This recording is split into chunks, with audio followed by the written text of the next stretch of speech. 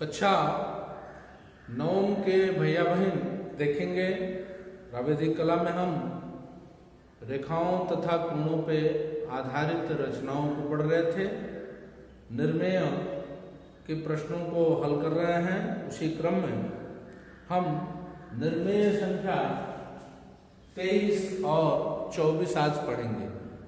निर्मेय संख्या 23 कह रहा है कि दो दी गई असमांतर रेखाओं व ख तथा ग को बिना बढ़ाए हुए उनके बीच के कोण को समद्विभाजित कीजिए।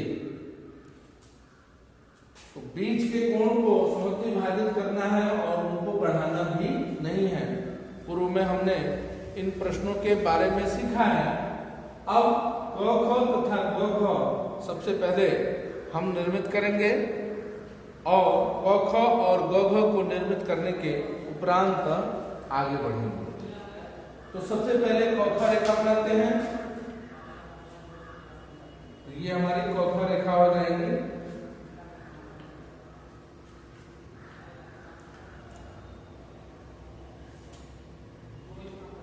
असमांतर रेखाएं हैं इसलिए थोड़ा तिरछा कर देंगे दूसरी रेखा को।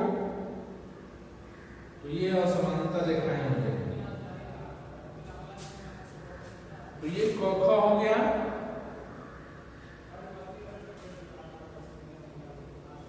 और इधर ग हो गया। प्रश्न में कह रहा है इन रेखाओं को बिना बढ़ाए हुए इनके मध्य के कोण का समद्विभाजन कीजिए। जब ऐसी परिस्थिति है तो इस स्थिति में करना क्या है, ध्यान देंगे। हम एक निश्चित दूरी लेकर के बिंदु ख से लंब डाल देते हैं। यह लंबा हो गया। 1 सेंटीमीटर हो सकता है, 2 सेंटीमीटर हो सकता है, लेकिन जो दूरी यहां ले रहे हैं वही दूरी यहां भी ले लेंगे। लंब डालेंगे बिंदु ख से और लंब डालने के बाद इन रेखाओं के समांतर दूसरी रेखाओं की रचना करनी है। तो समांतर रेखाओं की रचना करने के लिए ध्यान दिलाया था मैंने, सेट स्क्वायर का उपयोग करना। यह सेट स्क्वायर हो जाएगा और बगल में पटरी या सेट स्क्वायर ही लगा करके दूसरा सेट स्क्वायर लगा करके उपयोग करेंगे। और बिंदु जो लंब डाला है हमने इतनी ऊंचाई तक उस बिंदु तक जाएंगे और उस बिंदु पे जाने के बाद यहां से रेखाओं को खींचेंगे। यह रेखा रचनात्मक होगी और रचनात्मक रेखा जब खींचेंगे तो क ख के समांतर या दूसरी रेखा हमारी निर्मित होगी। अब इस रेखा को क्रमशः हम यहां तक आगे बढ़ा देते हैं। हो गया। और यही काम ग रेखा के साथ करेंगे। ग रेखा के समांतर दूसरी रेखा का निर्माण करना।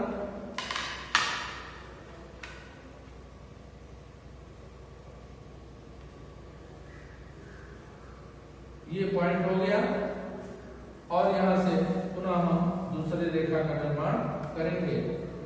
और ये समांतर रेखाएं क्रमशः जब आगे बढ़ेंगी अंदर ही तो आगे जाकर के कहीं एक दूसरे को काटेंगे।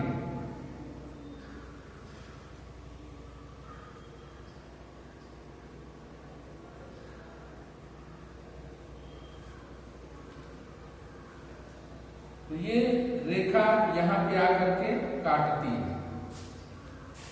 जहां काट रही है उसको केंद्र मानते हैं और केंद्र मान करके एक चाप हम काट लेते हैं। तो ये चाप हमारा ये हो सकता है। ऐसे इस प्रकार अंदर काट लेते हैं।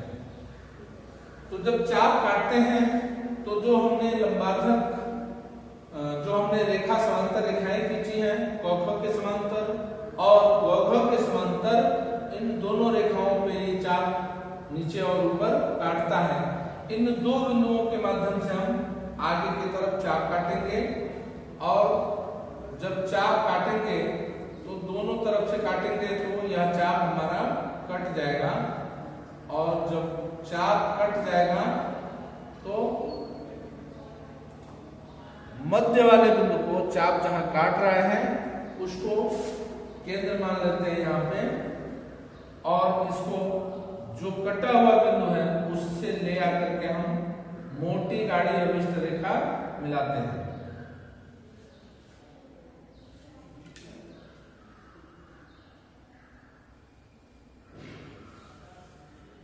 जब हम ऐसा करते हैं तो यह जो कोण है, आगे बढ़ाने पर जो कोण मिलता, उस कोण का समद्वि विभाजन हो जाता है, और रेखा को हम आगे पीछे बढ़ाते भी नहीं है। क रेखा भी नहीं बढ़ाते हैं, ग रेखा भी नहीं बढ़ाते हैं, और कोण का हम समद्वि विभाजन कर लेते हैं, और इस प्रकार यह हमारा निर्णय पूर्ण होता है।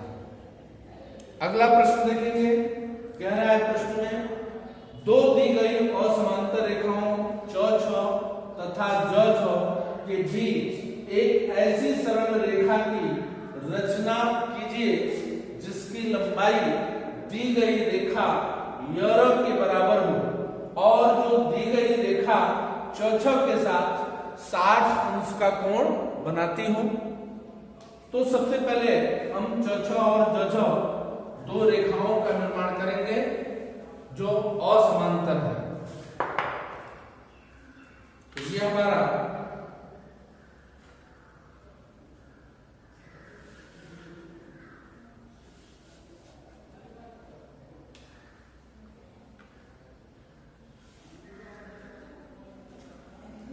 प्रश्न में कह रहा है कि यौरा रेखा दी गई है, तो हम यौरा रेखा एक मान लेते हैं। यौरा की लंबाई यहां से यहां तक, इस पे हम चिन्हांकित कर लेते हैं। इतना बड़ा है यौरा रेखा, और यौरा रेखा बनाना है, और यौरा रेखा 60 अंश का कोण बनाती हो और इसके बराबर हो। इन दोनों रेखाओं के मध्य एक काटती हुई 60 अंश का कोण निर्मित करती हो। तो उसके लिए सबसे पहले एक बिंदु ले लेते हैं,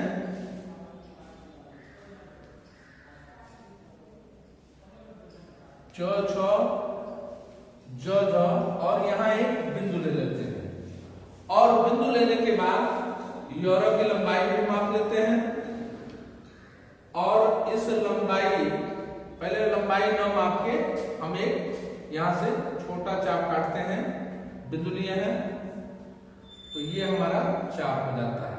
और इस चाप को काटने के बाद यहां से हम पुनः काट देते हैं, तो ये हमारा 60 अंश का कोण होता है। अब इस लंबाई को माप लेते हैं, और लंबाई को मापने के बाद हम यहां से एक चाप काट देते हैं, और चाप काटने के बाद हम 60 अंश की कोण वाली रेखा को क्रमशः आगे की तरफ बढ़ाते हैं, और बढ़ाते हैं तो यह यौरा रेखा चाप के इस बिंदु तक आती है, इस बिंदु तक चाप के आती है। ये ज झ रेखा से बाहर की तरफ है यह बिंदु। तो अब कैसे बनाएंगे यौरा रेखा के बराबर, इसको ध्यान से देखेंगे। हम च छ रेखा के समांतर इस बिंदु से हम दूसरी लाइन तैयार करेंगे। तो च छ रेखा पर हम सेट स्क्वायर रखते हैं, और बगल में पटरी की सहायता से हम उस बिंदु तक जाते हैं, और इस बिंदु पे जाने के बाद यहां से रेखा का निर्माण करते हैं।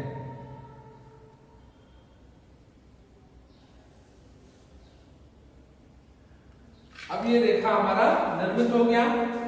अब ये जो रेखा है रचनात्मक रेखा, इसके समांतर ज झ रेखा पर जब ये हमने अभी रेखा खींचा है च छ के समांतर, तो इसके समांतर वाली रेखा यहाँ पे काटती है, और जहां काटती है वहां से हम दूसरी मोटी अभिष्ट लाइन खींचेंगे, लेकिन जो लाइन खींचेंगे वह 60 अंश का कोण बनाती हो, यौरा के बराबर है, इस नाते 60 अंश का कोण बनाती है। तो ये जो रचनात्मक रेखा है इसके समांतर हम रेखा निर्मित करेंगे। तो इस रचनात्मक रेखा के समांतर खींचने के लिए हम इसमें सेट स्क्वायर लगाएंगे और क्रमशः इस पॉइंट तक आगे बढ़ेंगे। तो धीरे धीरे क्रमशः जब हम आगे बढ़ते हैं तो ये बिंदु हमारा मिलता है और इस बिंदु से हम दूसरी रेखा निर्मित करते हैं। यह मोटी गाढ़ी अभिष्ट रेखा होगी। तो ये हमारी रेखा हो जाती है और इस तरह से हमारा यह निर्णय पूर्ण होता है। इसको पॉपा मान लेते हैं और ये दी गई रेखा यह है, तो इसको भी यूरो मान लेते हैं और ये लौह रेखा हो जाती है और इस तरह से हमारा यह निर्णय पूर्ण होता है। आशा है आप अपना काम ध्यानपूर्वक पूर्ण कर रहे होंगे। कहीं कोई कठिनाई होती है तो आपको पूछना चाहिए। मेरे पर्सनल नंबर पे फोन करके पूछ सकते हैं। धन्यवाद।